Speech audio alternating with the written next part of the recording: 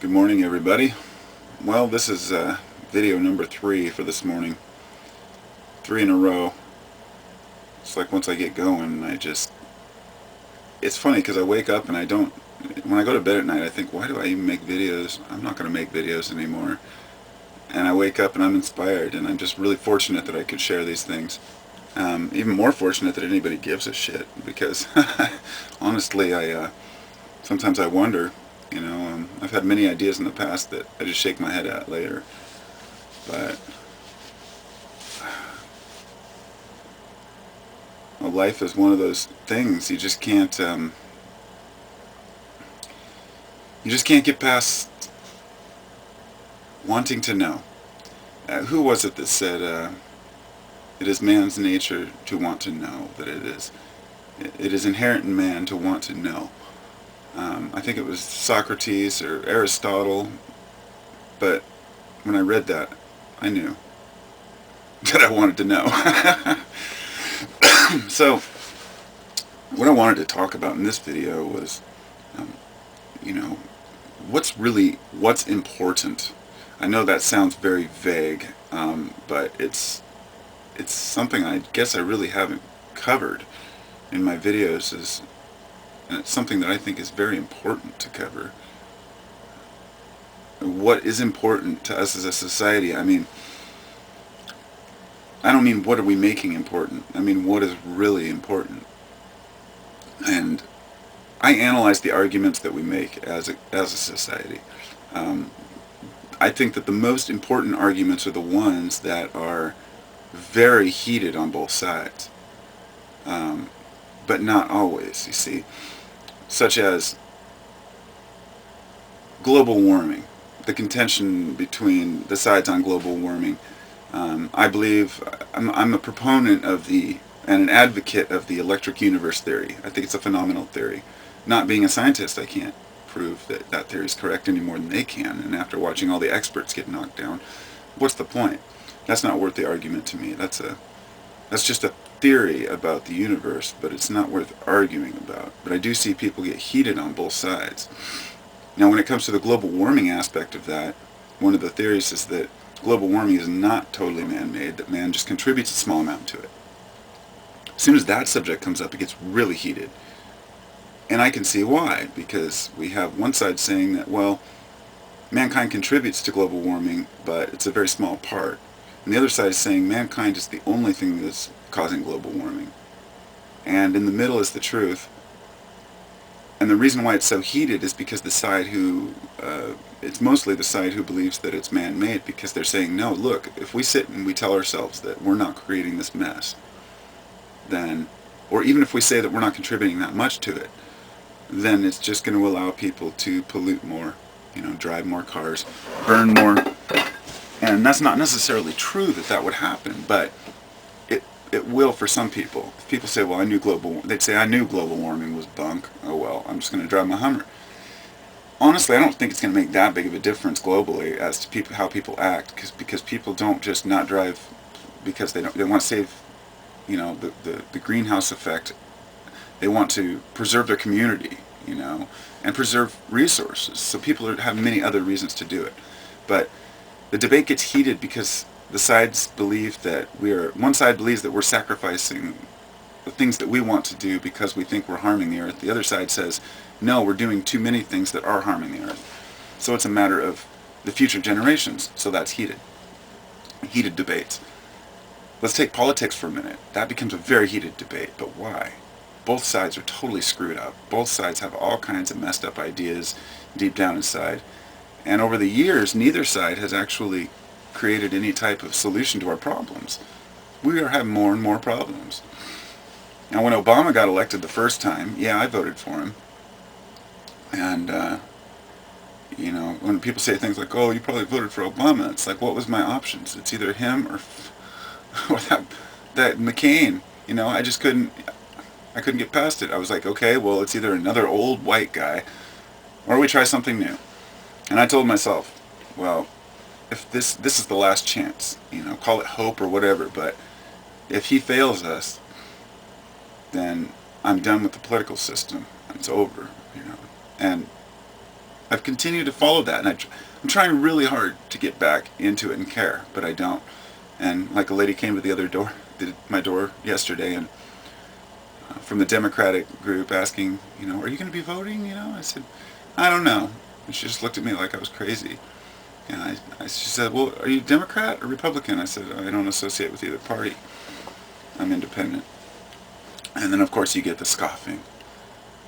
Not that she scoffed, but I know inside she was thinking, God, it's one side or the other, And I've thought these things over before.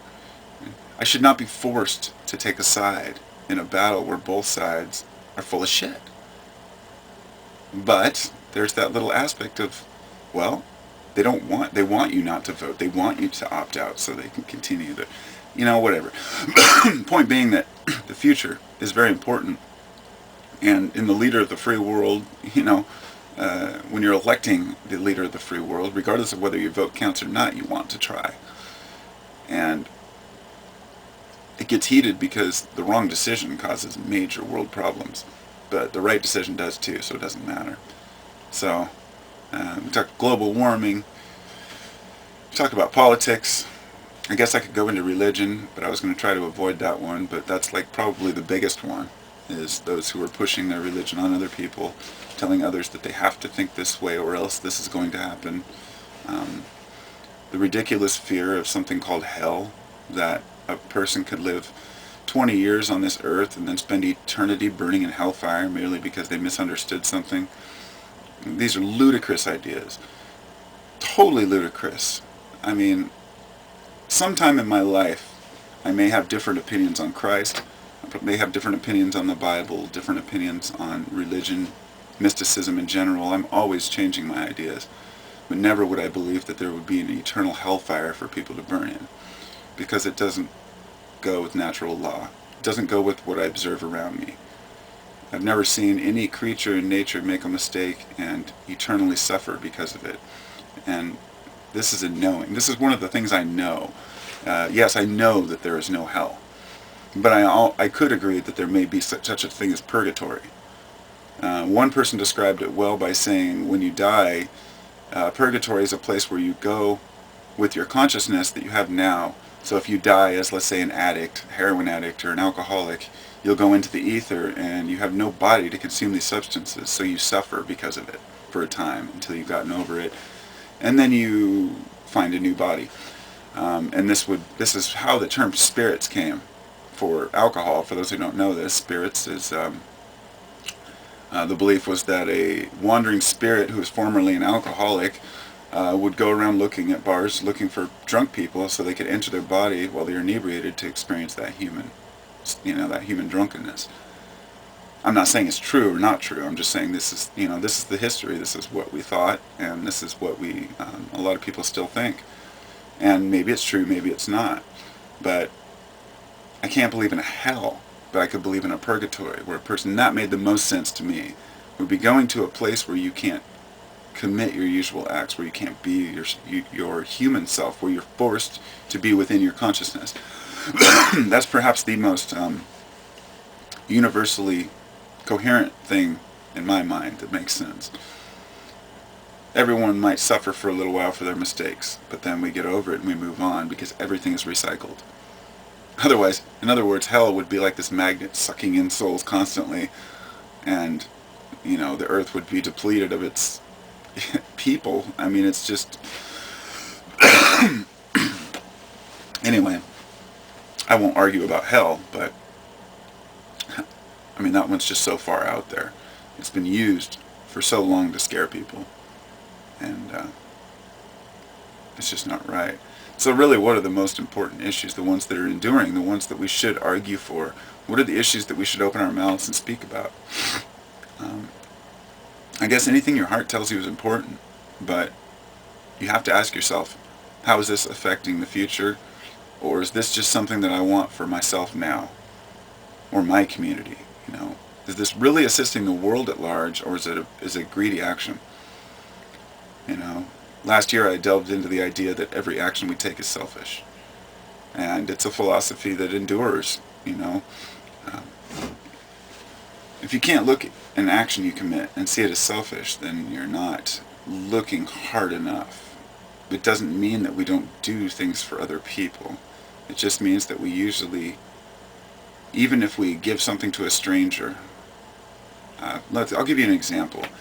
I tried to think of something the other day that I just do for the feeling of goodness, and I thought, I like to make these, I like to take cool little stones and crystals, and I was making these wire wraps for a while, and then I'd hang them on a string and I'd put them on a tree or on a bench at a park somewhere, knowing that some kid or some parent would be walking by and find it and think, wow, cool. Sometimes I'd hang them in the woods. Haven't done it in a while, but my thought is that I don't want to see the person find it. I don't care who finds it. I just want somebody else to be happy and think, wow, cool, somebody left this. Is that a selfish action? I had to ask myself, is making things, taking my time to make things, then leaving them places for people selfish? Because that would be one of the most unselfish acts. But it gives me a feeling of satisfaction that I've helped someone, or to make someone else slightly happy for a moment. How is that selfish? It's selfish because it makes me feel good too. But this is the kind of selfishness that we all need more of. If it makes you feel good and it makes someone else feel good. Because whenever you say something harsh to someone, it makes them feel bad and it makes you feel bad, even if you think you feel good inside. This is why we have to be careful with what we say. So the most important things, I think, are, what are the real concerns we should have? I think it's the way that we talk to one another. The way that we're behaving. It's not what we believe or what we think is true or where we think we're going or where we came from. It's not history or the future. It's right now. It's how we're behaving with each other. A good example would be a nice long thread of people discussing rational issues on YouTube or something, and then one guy comes along and says, you guys are all just a bunch of fucking idiots, you don't know anything. I mean, what? These little add-ons, thank you for your opinion, sir. It's showing this little, part of society that is a little bit, immature and has very few values. Anyway, I just wanted to, get those points across. Just saw these sitting up here. I made these yesterday. Check it out. These, you know what this is? Anybody who's an 80s kid will know what this is. Yep, that's right. It's a spirograph. This one I really dig because if I stare at it for a while, I can see. I just see the round parts. But if I blur my eyes, all I see is the star in it. And I've used that as kind of a metaphor for,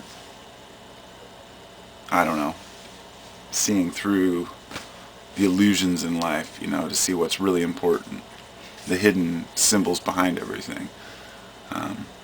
But playing with geometry and shapes like that is a good way to get in touch with many things. Anyway, I guess I'll end it there. Importance is what we make it, and I really urge people to look at the issues that they think are important and ask themselves why they're important. Not saying they're not important, but why are they important? And are they really... In other words, if you do have an opinion on something that's wrong, please have another option, or at least an idea to look at, because complaining without a solution never got us anywhere. Sometimes we just don't know what that solution is, though. But don't complain until we have one. Take care.